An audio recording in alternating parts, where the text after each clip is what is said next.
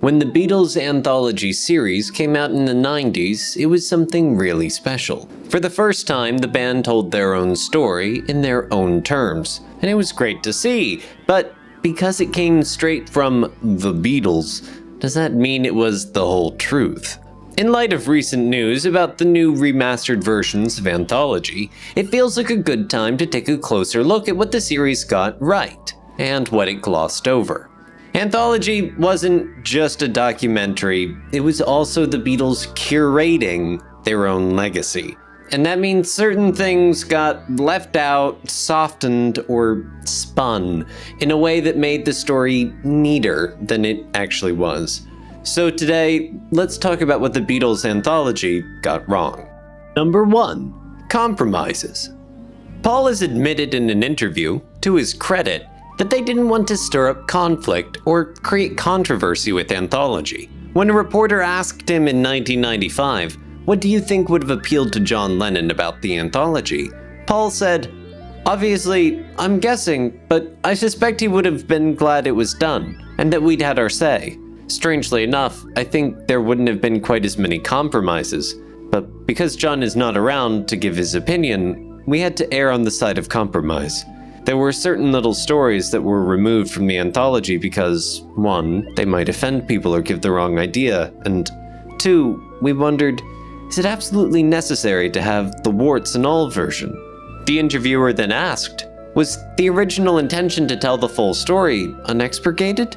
Paul answered, we started off speaking as much truth as we could remember, and it was first assembled straight with no compromises. And then each one of us was asked if there was anything that bothered us. There were little things that wouldn't have bothered me, but bothered other people. It wasn't so much removing the truth as not putting in something unnecessary. I don't think there was a whitewash, although I was concerned that there would be, mainly because I thought there were certain people who would really feel it was me whitewashing. Strangely enough, I'm probably the only person who didn't, but it's not a heavy whitewash. I pretty much let all my stuff go through, all the stuff I said go through. Obviously, the truth and nothing but the truth is not what you get in the Anthology. You get the truth and some compromises. But I don't think that's bad, although there will be people who are dismayed that the truth isn't there in every single detail, with every T crossed. While Paul insists that this was not a heavy-handed whitewash, it still meant that the final Anthology is a version of history filtered through multiple lenses, surviving Beatles' memories, editorial choices, and estate oversight. And that's a shame because I think the fans would appreciate a more honest, warts and all version than the one that we got. Number 2. The Maharishi Fallout. Another episode Anthology glosses over is the Beatles falling out with the Maharishi in Rishikesh, India. On the surface, that trip was meant to be a peaceful retreat, meditation, recharging, and stepping away from fame. And for a while it worked. They wrote a ton of songs there, many ending up on the White Album.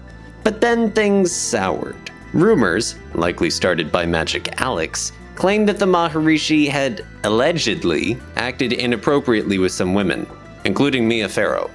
In her 1997 memoir, What Falls Away, Farrow described an encounter where she became aware of 2 surprisingly male, hairy arms going around me, suggesting that she was groped by the Maharishi.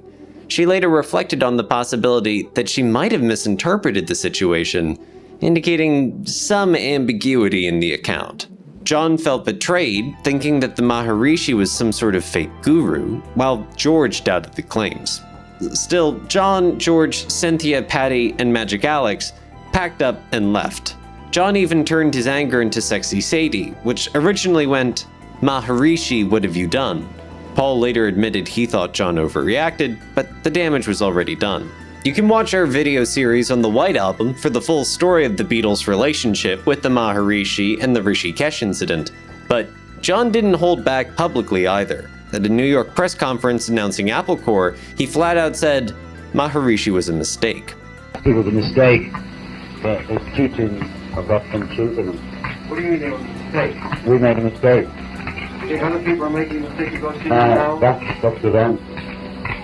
It was a bitter split, yet Anthology barely touches it.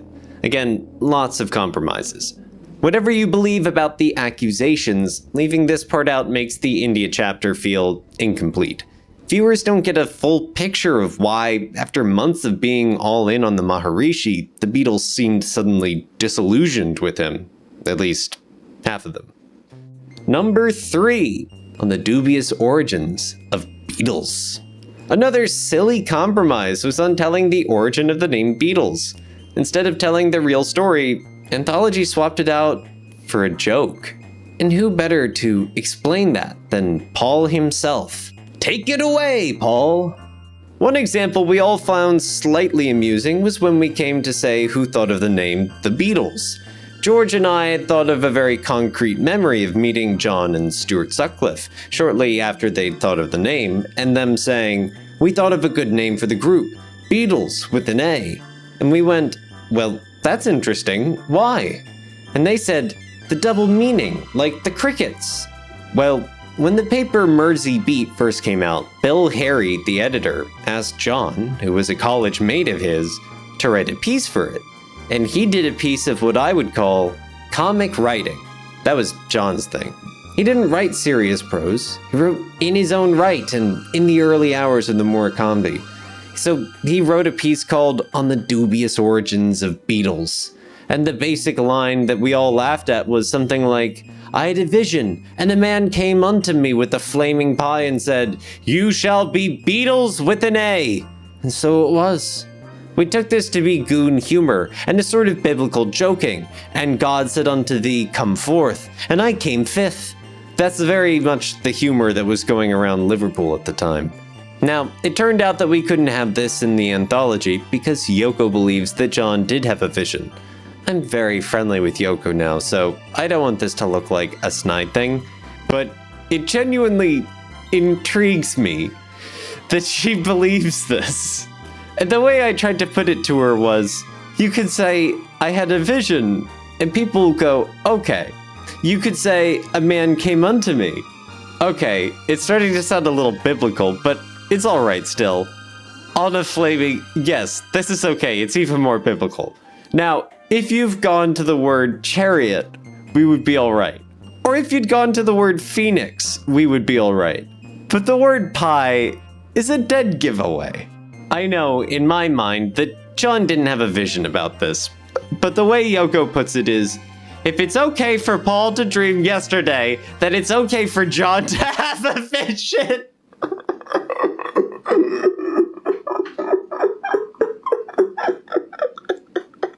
So these are the kinds of things that cropped up. We tried to make our point, she's made her point, and we've arrived somewhere in the middle. See what I mean? This is a classic example of how Anthology sometimes rewrites history. There are fans to this day that believe the name came in a dream. It is well documented by many trustworthy sources. Bill Harry, Alan Williams, Philip Norman, Mark Lewison, that the name Beatles was a deliberate pun on Beatles, inspired by Buddy Holly's band The Crickets, and beat, as in beat music. And a lot of researchers state that Stu Sutcliffe pushed for the name change when he joined the group in early 1960. He wanted something more artsy than the Quarrymen. John is then usually credited with the A in Beatles. It was a joint thing. Stu floated the bug, Crickets-inspired idea, and John put his own punny spin on it. But you don't get that idea from Anthology that Stu was instrumental in creating the name. Rewriting the origin of the name by taking this obvious joke writing from John seriously not only is misleading, but I think it also undermines Stu's importance for the group. He came up with half of it. Give the guy his credit. In the end, they still had to do it Yoko's way because she had the power to do so. So petty. Ironically, if John had still been there, he would have probably set the record straight because he loves Stu so much. What a shame. Number 4, Yoko's impact. Then there's Yoko. Anthology mentions her, of course, but it really soft pedals just how much she shook up the group dynamic. John insisted she'd be at the sessions, something completely new for the Beatles. Up until then, the studio was just the 4 of them. George Martin, and maybe a few engineers like Jeff Emmerich and Richard Lush. Suddenly, there was Yoko, front and center, listening to everything, giving opinions, and sitting in on decisions. Now, whether you believe Yoko broke up the Beatles isn't the point here. The point is that her consistent presence created real tension. Paul and George felt scrutinized, and even Ringo later admitted it changed the vibe in ways that weren't always comfortable. Paul said, "I don't think any of us particularly liked it. It was an interference in the workplace." Ringo said, "George said the reason he left on Let It Be was because he felt that the Beatles had acquired a fifth member, Yoko. And John noticed that, and it infuriated him. They despised her," he said in 1970. Anthology touches on her a little, but it doesn't really explore those moments of friction, the whispered disagreements, the subtle but real frustrations, and the arguments that never made it to the screen. Why the gloss? Probably because, again, by the mid-90s, John wasn't around to represent himself, and Yoko controlled his estate. It's safe to say they weren't going to show anything that painted her in a negative light. That meant Anthology could show Yoko's presence, but only in a neutral way. The real human drama, the arguments, the jealousy, the tension that weighed on the sessions, was mostly left on the cutting room floor.